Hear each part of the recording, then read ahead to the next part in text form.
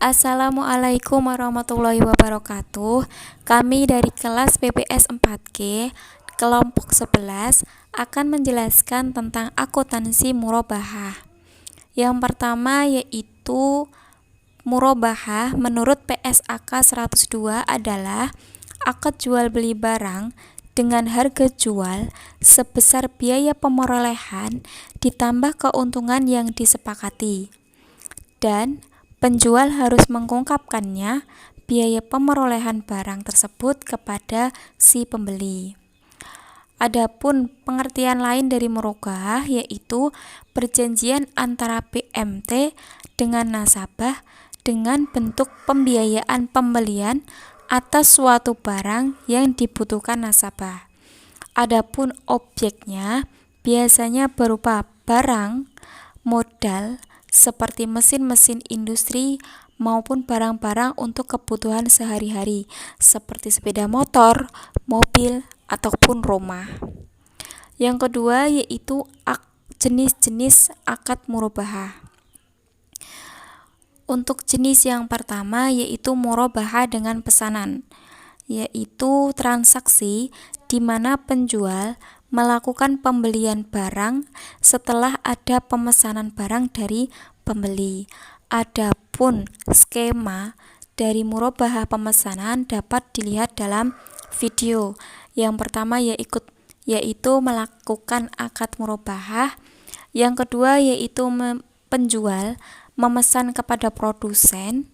Yang selanjutnya produsen menyerahkan barang kepada penjual, lalu penjual menyerahkan barang kepada pembeli. Setelah itu pembeli membayar barang tersebut jika pembeli menyetujui. Yang kedua yaitu murabahah tanpa pesanan. Murabahah tanpa pesanan adalah transaksi penjualan barang yang objek jual beli dilakukan tanpa memperhatikan ada tidaknya pesanan. Jika barang dagangan sudah menipis, penjual akan mencari tambahan dagangan. Penjualan barang dilakukan atas dasar persediaan minimum yang harus dipelihara. Langkah-langkahnya yaitu yang pertama melakukan akad murabahah, yang kedua barang diserahkan kepada pembeli, dan yang ketiga pembayaran barang oleh pembeli. Selanjutnya yaitu mekanisme perhitungan dan penjurnalan dalam akuntansi murabahah serta contohnya. Yang pertama akuntansi untuk penjual. Pada saat pesanan meningkat dinilai sebesar biaya perolehan, dan jika terjadi penurunan karena rusak, maka diakui beban dan dikurangi nilai aset. Aset dinilai berdasarkan perhitungan nilai yang lebih rendah atau nilai bersih yang direalisasi. Contohnya yaitu terjadi penurunan nilai untuk pesanan meningkat sebesar 100, maka jurnalnya beban penurunan nilai pada aset murabahah, beban penurunan di sisi debit dengan nominal 100 dan aset murabahah 100 di sisi kredit. Contoh yang kedua, contoh jika terjadi penurunan nilai untuk pesanan tidak meningkat sebesar 100, maka jurnalnya kerugian penurunan nilai pada sisi debit yaitu 100 dan aset murabahah pada sisi kredit 100. Contoh selanjutnya yaitu jika mendapatkan diskon sebanyak 25% atas pembelian barang senilai 100 juta rupiah. Adapun perhitungannya 25% dari 100 juta rupiah yaitu 25 juta rupiah. Maka 100 juta rupiah dikurangi 25 juta sama dengan 75 juta rupiah. Adapun hasil jurnalnya yaitu aset murabahah masuk ke debit 75 juta rupiah dan kas masuk ke kredit 75 juta rupiah. Jika diskon terjadi setelah akad, maka menjadi hak pembeli.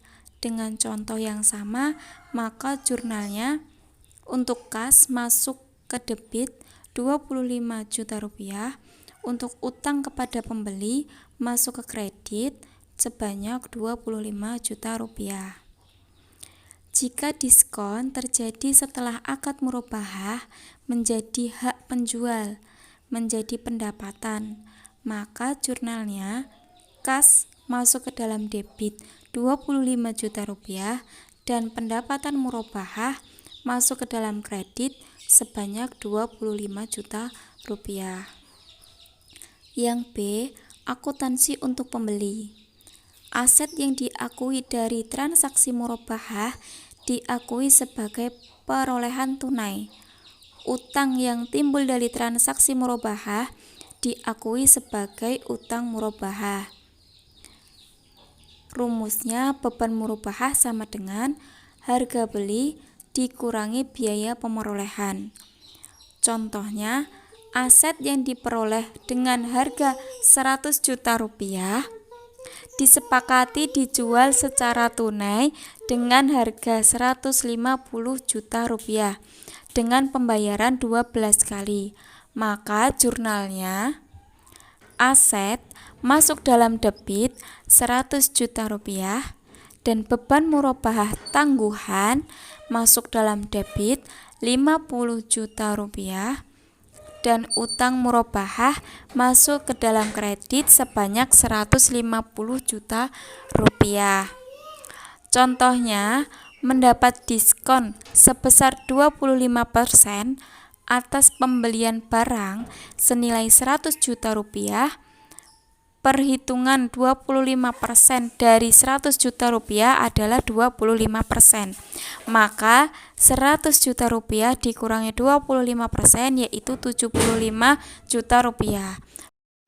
Maka jurnalnya adalah kas pada beban murabahah tangguhan. Kas 25 juta di sisi debit, beban murabahah tangguhan 25 juta di sisi kredit. Contohnya, aset yang diperoleh dengan harga 100 juta disepakati dijual secara tunai dengan harga 150 juta dengan pembayaran 12 kali uang muka yang dibayarkan adalah 10 juta. Maka jurnal untuk pembeli saat membayarkan uang adalah uang muka pada kas, uang muka di sisi debit yaitu 10 juta dan kas di sisi kredit 10 juta. Jika pembeli sudah memberi uang muka saat penjualan barang, maka jurnalnya aset di sisi debit 100 juta, beban murabahah tangguhan di sisi debit 50 juta, utang murabahah 150 juta pada kredit, utang murabahah 10 juta di debit, uang muka 10 juta di kredit. Contoh penerapan akad murabahah dalam bank syariah. Pak Umam akan membeli sebuah sepeda motor dengan harga 15 juta. Akan tetapi beliau hanya mempunyai dana sebesar 3 juta. Kemudian Pak Umam mengajukan pembiayaan ke bank syariah. Pihak dari bank syariah menyetujui pengajuan pembiayaan dari beliau dengan ketentuan sebagai berikut. 1. Menggunakan akad pembiayaan murabahah. Yang kedua, nominal pembiayaan 12 juta. Yang ketiga, margin 2 juta 378 141,37. Yang keempat, jangka waktu 24 bulan. Maka dengan menggunakan bunga anuitas diperoleh hitungan untuk mencari harga jual yaitu harga beli ditambah margin yaitu 15 juta ditambah 2 juta 378 141,37 memperoleh hasil 17 juta 378 141,37. Jadi harga jualnya adalah 17 juta 378 141,37. Uang muka 3 juta. Untuk mencari pembiayaan maka harga jual dikurangi uang muka. Harga jualnya tadi 17 juta 378 141,37 dikurangi 3 juta maka mendapatkan hasil 14 juta 378 141,37. Jadi pembiayaannya adalah 14 juta 378 141,37. Diangsur setiap bulan selama 24 bulan. Untuk mencari angsuran rumusnya yaitu pembiayaan dibagi jangka waktu. Jadi pembiayaan 14.378 141,37 dibagi 24 bulan maka diperoleh hasil 599,089,22. Sekian presentasi dari kelompok kami. Apabila ada kesalahan, kurang lebihnya mohon dimaafkan. Wabillahi taufik wal hidayah. Wassalamualaikum warahmatullahi wabarakatuh.